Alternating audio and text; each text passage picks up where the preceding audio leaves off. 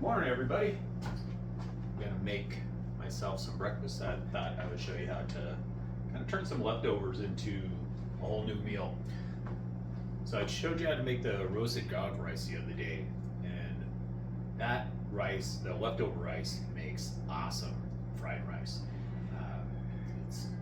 It has the butter in it already, so it crisps up really nice. You get a nice crispy texture to it. I have a few leftovers from service this week, so I'm going to make myself some fried rice this morning. One of,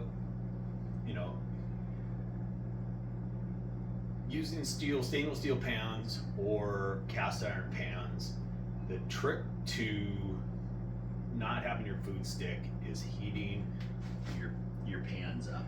So you want to get your pan nice and warm before you do anything to it.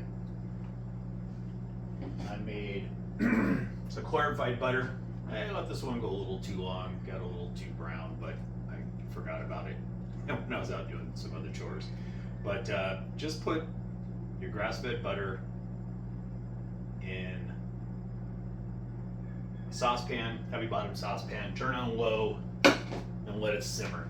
And all the water will evaporate out, the solids will collect, and you're left with just the oil. It's got a little dark. It's not too bad. Still doable. It's brown butter at this point. Then I just drain it through a fine mesh strainer to get all the particles out, and then I mix that, like I said before, with the olive oil and avocado oil for my grill oil. So it adds a nice nutty flavor. So we're gonna put the oil in. We're gonna let that heat up, get a little bit of a shimmer to it. Don't be afraid of oil. If you're using good oil, you don't have to be afraid of it. Oil is not gonna make you fat. You know what's gonna make you fat? Sugar.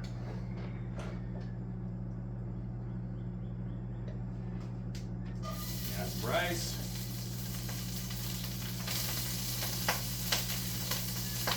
Do a little popping action.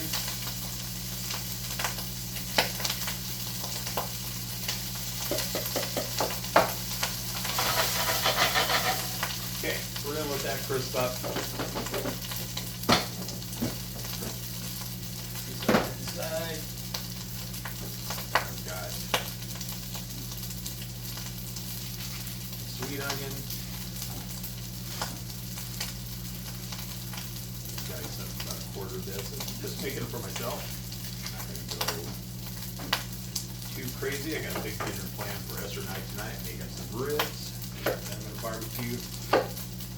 So we'll have a heavy dinner tonight.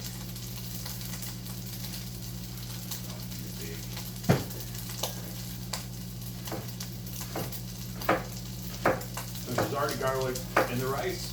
I'm not gonna add any more, but you can if you want to.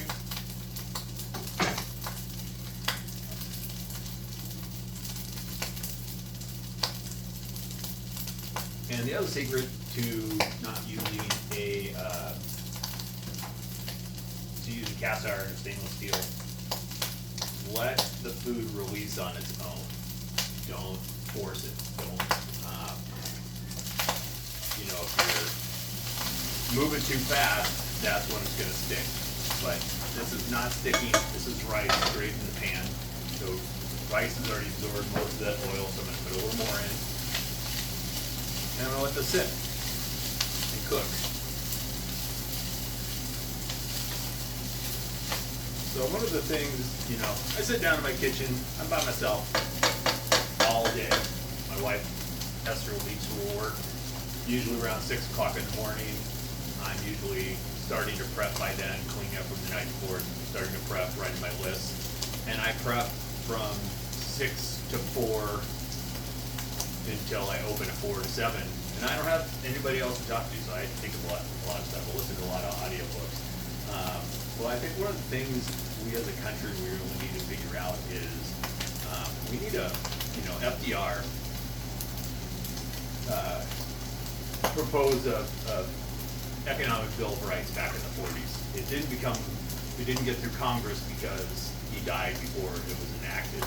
But one of the things I always think is hilarious, nobody can ever answer this when they, claim to be Make America Great Again. When was America great? What time frame was that? Was it in the 50s, 60s? When was it? What time period was America great? And it's such a great slogan because it is nostalgic. Oh, we're gonna get back to being America great again. Well, who doesn't want to be great again? And it's such an easy thing to sell people because you get this nostalgia. But I think it's important to know when were we great and what does greatness look like? What about healthcare for everybody?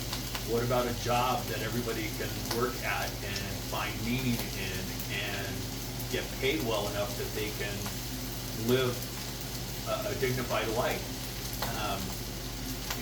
These are the things that happened after World War II, that we had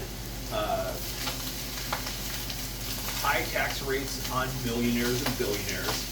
Everybody says, oh, free school, we can't afford it. Well, we have enough money for $1 billion a day war, but we never have enough money for education. We never have enough money for healthcare, any of these kinds of things. And how do we pay for free school? Well, we tax the ultra wealthy. We set a cap because studies after studies show that the more money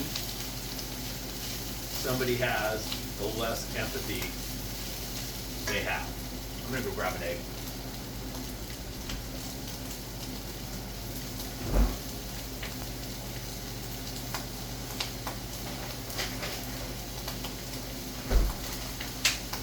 And without empathy, you can't understand other people's plights. You're Jeff Bezos, and you're flying around in a private jet, everybody waits on you. You're not in touch with the competition. So I have been a month now free of Amazon. Last week I was able to pay off my Barclays credit card, which was awesome. I've carried that balance since we opened the restaurant. We bought equipment and stuff on credit card because we were moving so fast. We thought we would we were just trying to keep up. So we bought equipment, and we built the farm stand, put it on credit, and we're just now getting to the point where we're getting stuff paid off, and that was almost 5 years ago. But I'm going to close that account. I'm not going to have Barclays anymore. I've always been with, for the last 6-7 years, I've been with a credit union. So I challenge you guys, get out of big banks. We got to stop giving money to Wells Fargo, Bank of America, all these other companies that are funding these wars and taking our money to murder people. And the Iranians, they want the same things we want. They want to have freedom. They want to have their kids go to school. They want the same things we do, and we are killing them for what? There's no clear plan. They've been 40. I love the thing. They've been imminently going to have a nuclear weapon for 47 years. Well, who's the only country in the world that dropped a nuclear bomb? So, my mantra in my life has always been to be the change I want to see in the world. So, my little videos that I make, a few people that watch them, the things that I do in my restaurant to promote sustainability, to promote good food. It's just the little things that I do. I live the way I live because I want the world to be a better place for all of us. It's like Oh, you're gonna give your recipes away. How somebody might make, do the things you're doing. It's like, good. I hope so. I hope somebody takes what I'm doing and becomes successful. As a realtor, I mentored new agents and told them my systems and how to be successful at real estate. I want everybody to win. I don't care who you are. Why should I begrudge anybody for success?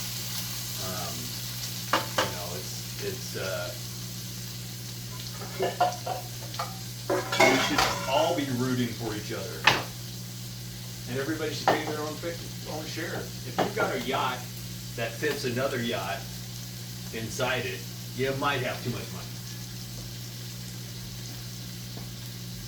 Here's my stir fry sauce that I make: ginger, dark honey. I'll maybe do a video on that. A little hot sauce.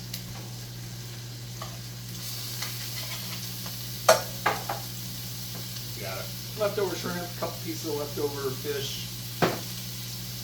So just a simple, flavorful, easy breakfast from leftovers. You turn, that rice into something else, and it heats up just fine too if you just do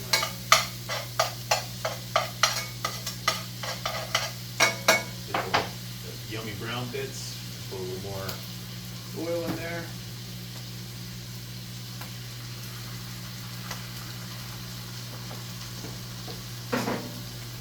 And fried rice, just leftover veggies, leftover rice. Set up a little bit, some shrimp, an egg, and I'm good to go. Yeah, so maybe this week change over your checking account and savings account from a big bank and move it to a credit union.